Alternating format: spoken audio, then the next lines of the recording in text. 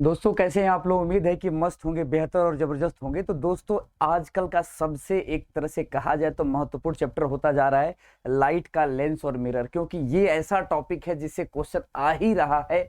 और बिल्कुल आप देख के परेशान हो चुके हैं कि अवतल दर्पण और उत्तल लेंस से कितने सारे क्वेश्चन आए हैं, लेकिन पीछे कहीं किसी तरीके से अगर देखा जाए तो इसका उल्टा यानी उत्तल दर्पण और अवतल लेंस भी नहीं है, यानी सारे के सारे से क्वेश्चन आ रहे हैं।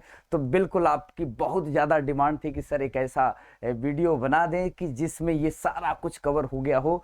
तो बिल्कुल आज कोशिश यही रहेगी कि सारे के सारे इमेज फॉर्मेशन और फार्मूलों के साथ कुछ क्वेश्चन की प्रैक्टिस भी करा दूं। तो आइए दोस्तों, आप देखना शुरू कर चुके हैं एमडी क्लासेज का ऑनलाइन प्लेटफॉर्म। तो जिस दोस्त के द्वारा ये देखा जाने वाला ये नया प्लेटफॉर्म है, उन दोस्त को बस इतना ही कहना है कि भैया नीचे आपको सब्सक्राइब का बटन दिख रहा होगा, बिल्कुल एक बार प्रेस कीजिए और आइए जुड़िए हमारे साथ और देखते रहिए कुछ बेहतरीन और कुछ लाजवाब वीडियोज को। तो दोस्तों आज के इस क्लास में हम लोग लेंस और मिरर पढ़ने वाले हैं।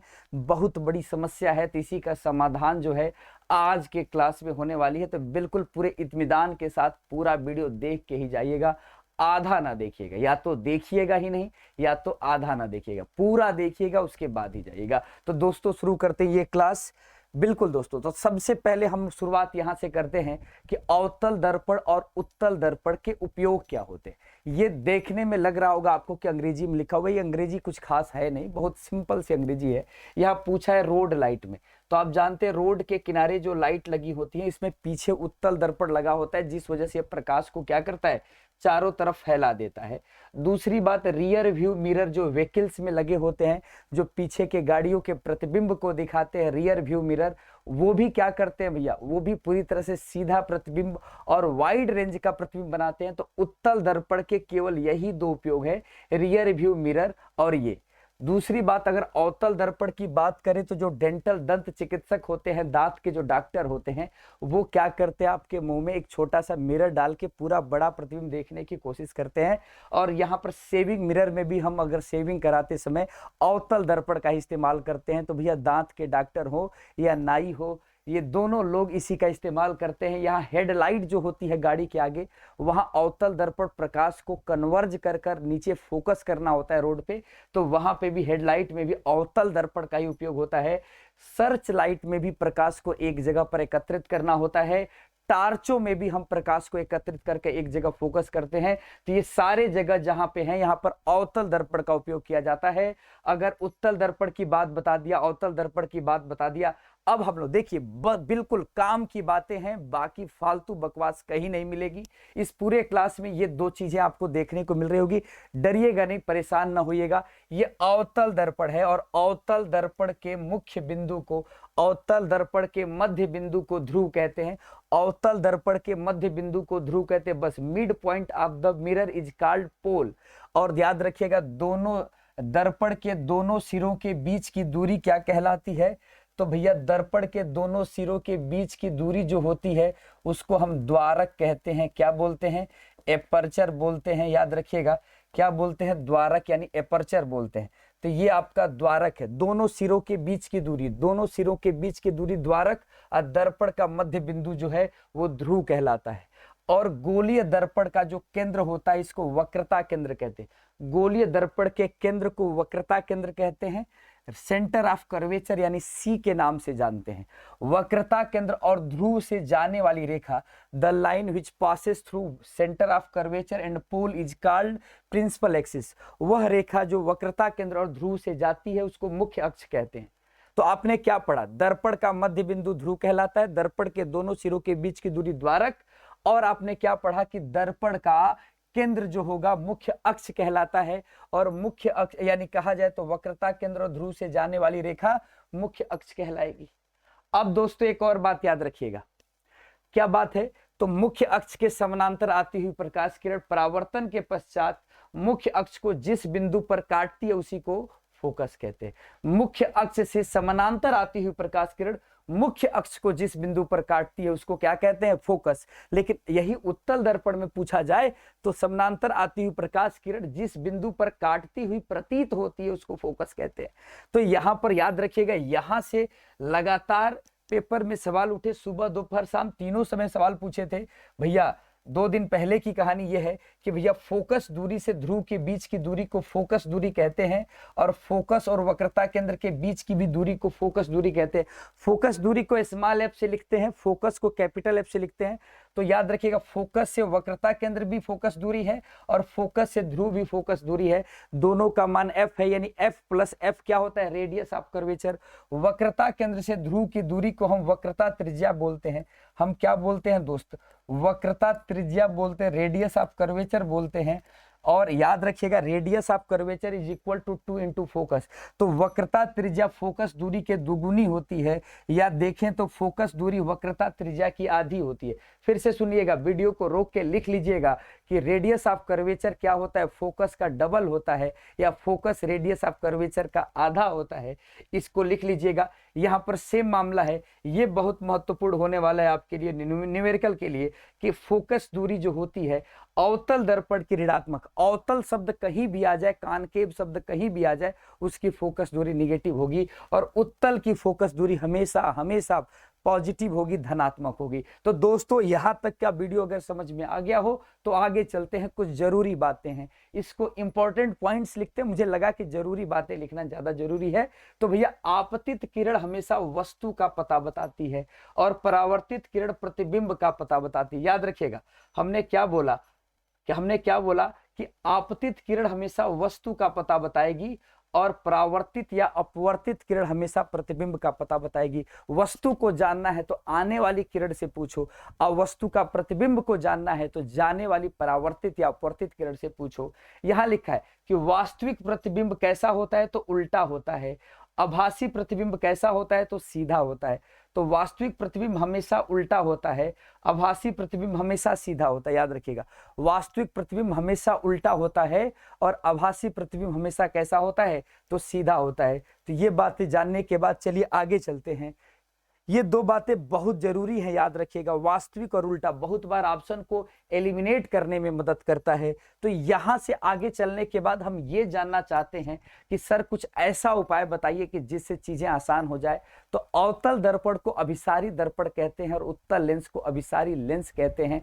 अभिसारी यानी कन्वर्जिंग उसको कहते हैं जो प्रकाश की किरण को कलेक्ट कर लेता है। तो यह प्रकाश की किरण को एक बिंदु पर कलेक्ट कर ले रहा है, इसी को हम क्या कहते हैं, कन्वर्जिंग मिरर या अभिसारी दर्पण। ये देखिए उत्तल लेंस है, इसने भी क्या किया, कन्वर्ज कर दिया लाइट को एक बिंदु पर, एक पॉइंट पर। इसको भी कन्वर्जिंग लेंस कहते हैं। इसका उल्टा जो होता है, हाँ बिल्कुल, इसके उल्टे के बारे में अगर हम बात करें, इसके उल्टा अगर हम बात करें तो क्या कहेंगे दोस्त, ध्यान पे रखिएगा कि भैया उत्तल दर्पण अपसारी होगा और अवतल लेंस अपसारी होगा। बिल्कुल इस बात को ध्यान से याद रखिएगा। अब यहां पर लेंस का सूत्र और दर्पण का सूत्र है। दर्पण के सूत्र में 1/f 1/v + 1/u। और याद रखिएगा, जब आवर्धन निकालते हैं, रेखीय आवर्धन निकालते हैं, तो रेखीय आवर्धन के केस में एक बात बच्चे ध्यान से याद रखना। क्या याद रखना, कि रेखीय आवर्धन यानी लीनियर मैग्निफिकेशन का कोई मात्रक नहीं होता। रेखीय आवर्धन का कोई मात्रक नहीं होता। और यह यूनिट लेस क्वांटिटी है, ये यूनिट लेस क्वांटिटी है, मात्रक विहीन क्वांटिटी है। यहाँ पर प्रतिबिंब की दूरी बटा वस्तु की दूरी, प्रतिबिंब की ऊंचाई बटा वस्तु की ऊंचाई। सुन लीजिएगा, लिख लीजिएगा, रेखीय आवर्धन यानी linear magnification is equal to negative sign of v/u। Distance of image या डिस्टेंस ऑफ ऑब्जेक्ट, इसको रेशियो बनाइएगा। यहाँ पे height of image upon height of object. तो यहाँ पर याद रखिएगा, उत्तल दर्पण हो या उत्तल लेंस हो, इसकी दूरी होती है फोकस दूरी धनात्मक, और अवतल दर्पण या अवतल लेंस हो, इसकी फोकस दूरी ऋणात्मक। तो क्वेश्चन को सॉल्व करते वक्त इसका इस्तेमाल करिएगा, बिल्कुल। और यहाँ देखिए, वास्तविक प्रतिबिंब अगर दे दिया, आवर्धन दे दिया 2 गुना 3 गुना, तो ऋणात्मक लगाइएगा। वास्तविक ढूंढिएगा तो -2 -3 -½ लगाइएगा, आधा कह दे तो। अगर आभासी कहेगा तो धनात्मक के साथ क्वेश्चन करिएगा। बच्चा सब कुछ याद हो ये ना याद हो, आवर्धन का क्वेश्चन हो तो बिल्कुल ठन ठन गोपाल हो जाएंगे, कुछ क्वेश्चन हाथ में आने वाला नहीं है, बिल्कुल नंबर गलत हो जाने वाला है। चलिए आगे चलते हैं लेंस के सूत्र के बारे में। 1/f equal to 1/v minus 1/u, यानी यहां पर देखिएगा दोनों फार्मूले में बस यहां माइनस लगा है, लेकिन आवर्धन में याद रखिएगा यहां माइनस होता है तो यहां प्लस हो जाता है, यानी यहां माइनस लगा तो यहां प्लस हो गया, बस इसी बात को ध्यान देना है। m बराबर v/u is equal to i/o, और यहां पर दोनों कॉन्सेप्ट हमने बता दिया। दोस्त बच्चे को साइन कन्वेंशन पढ़ना होता है, चिन्ह परिपाटी पढ़ना होता है, और पूछता है कि सर हमको चिन्ह परिपाटी समझा दीजिए, हमको कुछ समझ में नहीं आता। दोस्त हम भी जब आपके तरह हम भी जब पढ़ाई करते थे तो हमको भी ये बात समझ में नहीं आती थी कि साइन कन्वेंशन को कैसे समझे। तो साइन कन्वेंशन को जैसे मैंने समझने की कोशिश की थी, क्लास 9th के कोऑर्डिनेट ज्योमेट्री आपने पढ़ी होगी, तो आप जानते होंगे या प्लस एक्स एक्सिस है या प्लस वाई एक्सिस है, तो ऊपर की ओर जब भी ऊपर वस्तु कभी भी रखी जाएगी तो हमेशा प्लस में होगी। वस्तु ऑब्जेक्ट हमेशा कैसी होगी? प्लस में होगी, क्योंकि वो हमेशा ऊपर की ओर रखी जाएगी। अगर इमेज की बात करें, अगर सीधी इमेज होगी तो वो भी पॉजिटिव, अगर उल्टी इमेज होगी तो वो निगेटिव होगी। ध्यान से सुनिएगा, अगर उल्टी इमेज होगी तो रियल होगी लेकिन निगेटिव होगी, और इमेज अगर सीधी होगी तो पॉजिटिव होगी। दूसरी बात, u की दूरी हमेशा निगेटिव होगी, क्योंकि u की दूरी इस दिशा में ली जाएगी, और जब इस दिशा में ली जाएगी तो इस दिशा में हमेशा x जो होता है माइनस का होता है, इसीलिए इस दिशा की दूरी क्या होती है? निगेटिव। तो u हमेशा इसीलिए क्या लिया जाता है? निगेटिव। लेकिन अगर प्रतिबिंब, जैसे लेंस के प्रतिबिंब उत्तल लेंस के इधर बनते हैं तो धनात्मक होंगे, लेकिन अगर प्रतिबिंब इधर बन रहा है तो ऋणात्मक होगा। प्रतिबिंब इधर तो बनेगा नहीं, या तो इधर बनेगा या तो इधर बनेगा, तो उत्तल लेंस में धनात्मक होगा, इसमें ऋणात्मक होगा। एक और केस बनता है जिसमें आप देखते हैं कि इधर की तरफ प्रतिबिंब बनता है आभासी सीधा बड़ा। अरे उत्तल लेंस में जब वस्तु को कहाँ रख देते हैं? तो फोकस और ऑप्टिकल सेंटर प्रकाशीय केंद्र के बीच में रख देते हैं। तो यही चिन्ह परिपाटी में याद रखना होता है, वी का निकालना पड़ता है अक्सर। चलिए नेक्स्ट क्वेश्चन की तरफ चलते हैं कि भैया कैसे चीजों को समझे। तो यहां देखिएगा, आप प्रतिबिंब को लेके परेशान होते हैं तो प्रतिबिंब को लेके इसी लिस्ट को आपको याद रखनी है, और इस लिस्ट में हमने दो चीजें आपको मेंशन की है, अवतल दर्पण उत्तल लेंस, कॉनकेव मिरर कॉन्वेक्स लेंस। सुन लीजिए, हमने क्या कहा? कॉन्वेक्स मिरर और हाँ बिल्कुल कॉनकेव मिरर और कॉन्वेक्स लेंस, इसी का ये है। यहां देखिएगा, ये दो आपको फिगर देखने को मिल रहे होंगे। मुझे समझाना है, मुझे भरोसा है मैं आपको समझा दूंगा, ध्यान से सुनिएगा, बस कहीं ध्यान भटके ना। कुछ लोग इधर उधर देख रहे हैं, थोड़ा सा ध्यान से देखिए। ये अवतल दर्पण है बच्चा, और अवतल दर्पण के केस में याद रखिएगा हमेशा कॉनकेव मिरर के केस में रियल वस्तु को ही रखा जाता है, लेकिन प्रतिबिंब आपका रियल और वर्चुअल दोनों बनता है। अब आइए कुछ बातें मैं समझाता हूं। यहां पर वस्तु का इलाका है और यहां पर वस्तु रखी जाती है, और ये वस्तु हमेशा वास्तविक वस्तु होती है, रियल ऑब्जेक्ट होती है। और जो प्रतिबिंब यहाँ नीचे बनता है यानी उल्टा बनता है, ये हमेशा रियल इमेज होता है, और जो प्रतिबिंब यहाँ बनता है ये वर्चुअल यानी आभासी प्रतिबिंब होता है। तो आभासी प्रतिबिंब का ये इलाका है, जब वस्तु को हम फोकस और ध्रुव के बीच में रखते हैं तो यहाँ के इस बीच में वस्तु को रख दें तो प्रतिबिंब इस वस्तु से बड़ा बनेगा, सीधा और आभासी बनेगा। यानी अवतल दर्पण में फोकस एकदम पास में रख लोगे, अवतल दर्पण के एकदम पास में वस्तु को रख लोगे तो सीधा, बड़ा और आभासी यानी कैसा बनेगा? स्ट्रेट, वर्चुअल और लार्ज इमेज बनेगा। याद रख लीजिएगा, यही बात हमने कही है। अगर फोकस और ध्रुव के बीच में वस्तु को रख लिए हो तो दर्पण के पीछे बड़ा, आभासी और सीधा प्रतिबिंब बनेगा। मैंने बताया भी था कि सीधा प्रतिबिंब हमेशा आभासी होता है। अब एक बात देखिएगा, यहां पर यही मामला यहां है, बस इस वाले फिगर को इधर उलाट देना है। अगर फोकस और प्रकाशीय केंद्र के बीच में वस्तु को रखे हो तो इसका प्रतिबिंब यही बन जाएगा। यहाँ पे दर्पण के पीछे बन रहा था, यहाँ लेंस में वस्तु के तरफ बनता है और सीधा, बड़ा और आभासी बनता है। यानी फोकस दूरी और प्रकाशीय केंद्र में वस्तु को कभी भी रखोगे तो बड़ा बनेगा, सीधा और आभासी बनेगा। दर्पण में पीछे बनेगा, उत्तल लेंस में वस्तु के तरफ बनेगा। इस बात को भूलना मत। चलिए अब दूसरी बात देखिए। दूसरी बात यह है कि यहां पर कुछ इलाके हैं, अगर वस्तु को अनंत पे रखोगे तो प्रतिबिंब फोकस पे। अगर वस्तु को अनंत और वक्रता केंद्र के बीच में रखोगे तो प्रतिबिंब फोकस और वक्रता केंद्र के बीच छोटा, उल्टा और वास्तविक बनता है। यानी जब वस्तु को अनंत पे रखोगे तो प्रतिबिंब फोकस पे, और पास लाओगे तो फोकस और वक्रता केंद्र के बीच थोड़ा बड़ा, उल्टा और वास्तविक बनता है। यानी यहां पे वस्तु को रखोगे तो प्रतिबिंब इसी में निपट जाएगा, छोटा, उल्टा और वास्तविक होगा, रियल, इन्वर्टेड और स्मॉल इन साइज होगा। अगर वस्तु को, बहुत ध्यान से याद रखने वाली बात है, अगर वस्तु को कभी भी आप कहां रख लिए, अगर वस्तु को आपने कहां रख दिया दोस्त, अगर वस्तु को आपने रख दिया सेंटर ऑफ कर्वेचर पर, तो वस्तु के बराबर ही प्रतिबिंब बनेगा। यहां पर सेम साइज का प्रतिबिंब बनता है, याद रखिएगा। यहां पर 2f पर 2f1 पर प्रतिबिंब बनेगा, सेम साइज का बनेगा। जैसे अनंत पे रखेंगे तो फोकस पे, पास आएंगे तो वस्तु का भी प्रतिबिंब बड़ा होगा, उल्टा और छोटा ही रहेगा लेकिन वास्तविक रहेगा।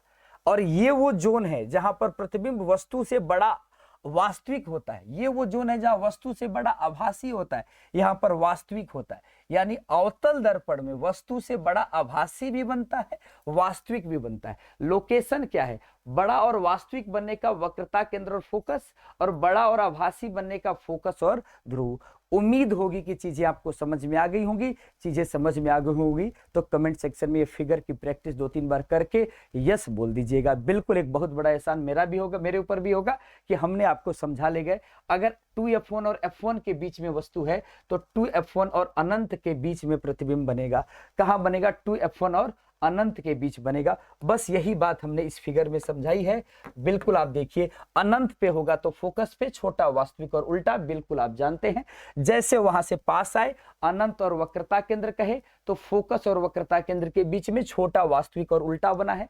और याद रखिएगा, वक्रता केंद्र को ही लेंस में 2f1 कहते हैं। तो बिल्कुल वही मामला है, सेम यहां पर भी बनता है।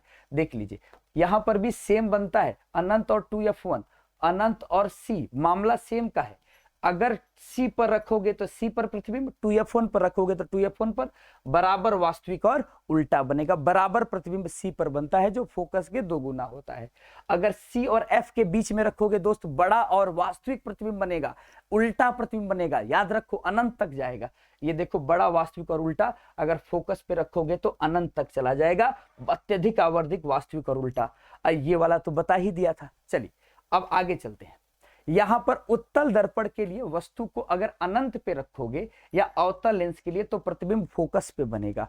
लेकिन अगर उसके अलावा कहीं भी रखोगे तो फोकस और ध्रुव या फोकस और प्रकाशिक केंद्र के बीच छोटा, सीधा और आभासी बनेगा। ये फिगर देख लो, वस्तु को अनंत पे रखोगे तो फोकस पे बनेगा, लेकिन इसके और इसके बीच में कहीं भी रखोगे तो केवल इतने दूर में बनेगा, फोकस और प्रकाशिक केंद्र के बीच छोटा, सीधा और आभासी। यानी अवतल लेंस और उत्तल दर्पण हमेशा छोटा, सीधा और आभासी प्रतिबिंब बनाते हैं। चलिए दोस्त, यहां पर कुछ क्वेश्चन आपके लिए लाए हैं, देखते हैं हम लोग कैसे क्वेश्चन को करते हैं।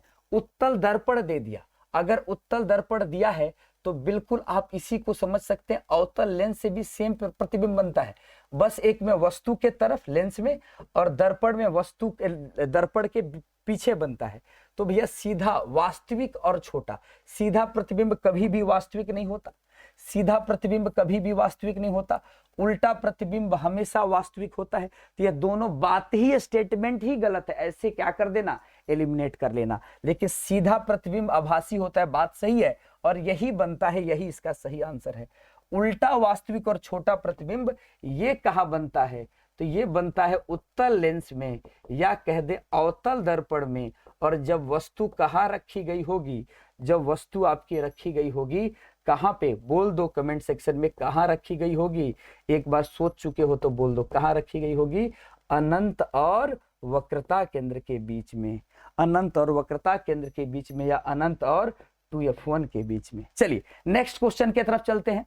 10 सेंटीमीटर की फोकस दूरी वाले अवतल दर्पण में वस्तु को कहां रखें कि प्रतिबिंब दो गुना और वास्तविक हो। दोस्त मैंने अभी आपसे बताया ऐसा ही क्वेश्चन पूछा जा रहा है।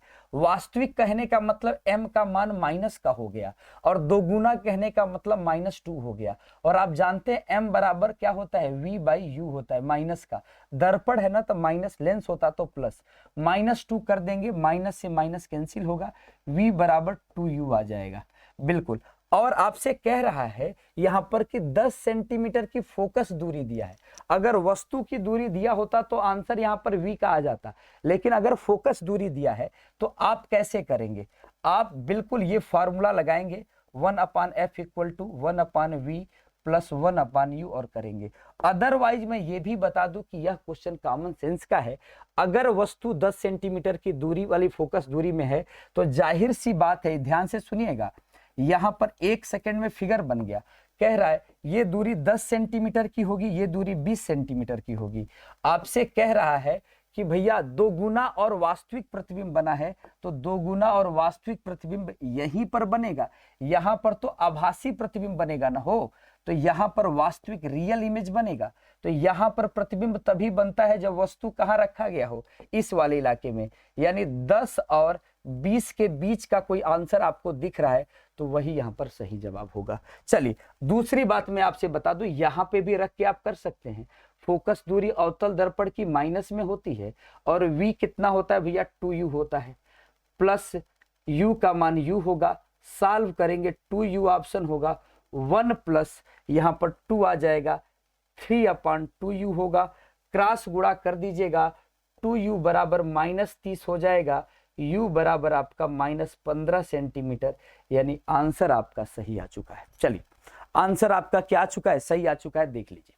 ऐसा ही एक और क्वेश्चन हम आपको दे रहे हैं। 20 सेंटीमीटर की दूरी पर वस्तु को रखने पर वस्तु का आधा और वास्तविक प्रतिबिंब बन रहा है। ध्यान से सॉल्यूशन की तरफ देखिएगा, यहां पर ऑप्शन आपको कुछ भी दे सकता है।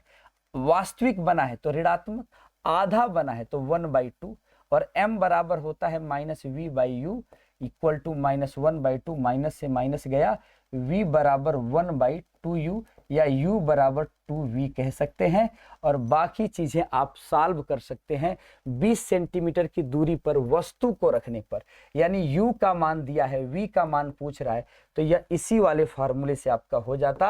आप क्या कह देते कि भैया 20/2 माइनस का है, क्योंकि u हमेशा माइनस में होता है, तो इसका आंसर आ जाता -10 सेंटीमीटर।